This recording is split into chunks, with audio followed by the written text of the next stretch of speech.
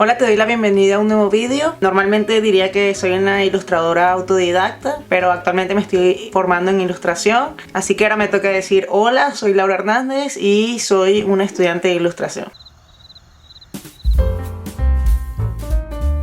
Hoy vamos a introducirnos en el mundo de los marcadores de alcohol o rotuladores de alcohol. Y les voy a mostrar 3 técnicas sencillas para colorear con marcadores de alcohol. Te dejo en la descripción las estampas de tiempo por si acaso quieres ir a un contenido directamente. Para empezar vamos a describir exactamente qué son los marcadores de alcohol o rotuladores de alcohol. Existen distintos tipos de marcadores de alcohol. Los rotuladores que vamos a usar hoy específicamente tienen 2 puntas de fieltro con una tinta a base de alcohol. No son permanentes. Tienen una tinta transparente que permite crear un efecto de degradado a la hora de mezclar los colores.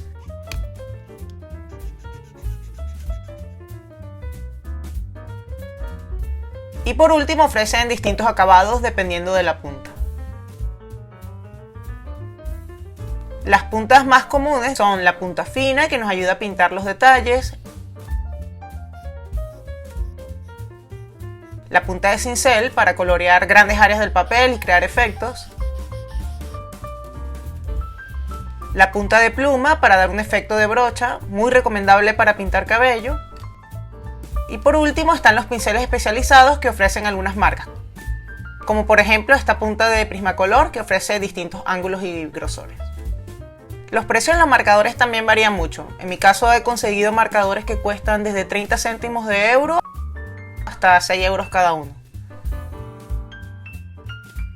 Seguramente se puedan conseguir incluso más baratos o más caros. Dependiendo del precio y del fabricante, puedes conseguir marcadores que tengan más gamas de colores que otros. Puedes conseguir también marcadores que se gasten más rápido que otros o marcadores que se mezclen mejor que otros. Por eso te recomiendo que antes de comprar cualquier marcador, si es que vas a empezar ahora, investiga bien en el mercado qué es lo que ofrece la mejor relación calidad-precio. También te recomiendo que si apenas vas a comenzar a pintar con marcadores de alcohol o rotuladores de alcohol, no compres unos que sean muy caros, porque tal vez luego no te gusta el resultado o no quieres seguir usándolos y has invertido mucho dinero. Yo te recomiendo que busques unos que no creen un hueco en el bolsillo o pídele a un amigo que te preste los marcadores y así te sale gratis probarlos. Antes de empezar, les comento que voy a estar coloreando con papel Bristol de la marca Canson. Esta es la marca que yo utilizo porque no solamente me gusta el resultado con los marcadores de alcohol, sino que también lo puedo utilizar para otras técnicas de dibujo. Existen muchas marcas de papel especializado para marcadores de alcohol. Aquí también te recomendaría investigar en internet para ver cuál es el que ofrece la mejor relación calidad-precio y probar la opción que mejor te venga a ti. Para las técnicas que vamos a aprender hoy, lo mejor es que utilices un papel que sea liso y grueso. Si utilizas un papel regular, por ejemplo los que utilizas para imprimir, es posible que la tinta se traspase y no solamente se malgaste la tinta, sino que también puede dañar la superficie en donde estés dibujando. Mejor es utilizar un papel resistente y especializado para marcadores de alcohol. Pero si no tienes esta opción, mi recomendación es que utilices una cartulina que sea lisa y económica. También te recomendaría que utilizaras un papel claro porque la tinta de estos marcadores, al ser transparente, se ve mejor en una superficie clara que en una superficie oscura. Por último, te recomiendo que antes de empezar a dibujar, pruebes en la cartulina que tienes o el papel que vas a utilizar, pruebes el marcador para ver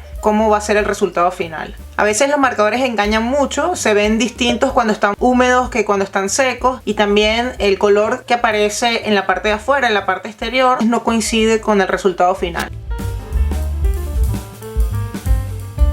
Lo primero que vamos a hacer es pintar de forma plana, es decir, que el color quede uniforme en el papel.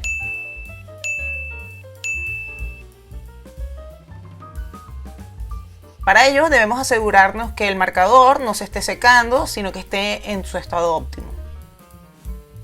Intentaremos colorear de la forma más rápida posible. Puedes cambiar de dirección de trazo siempre que la tinta continúe estando húmeda en el papel. Y voilà, aquí tienes el resultado.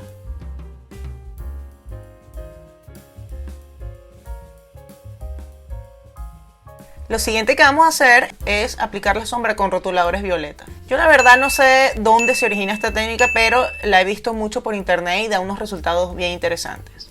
Una vez aplicada la técnica de pintura plana que acabamos de ver y con la tinta ya seca, vamos a aplicar una sombra de color violeta. Te recomiendo que uses tonos más oscuros de violeta con respecto al color que has aplicado en el fondo. Es decir, para este color aplicamos un violeta más claro y para este color aplicamos un violeta más oscuro.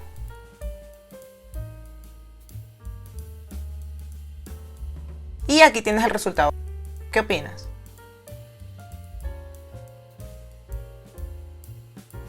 La última técnica que aprenderemos hoy es aplicar las sombras usando un gris en un tono más oscuro. Al igual que te comentaba en la técnica anterior con el violeta, te recomiendo que uses tonos más oscuros de gris con respecto al color que has aplicado en el fondo.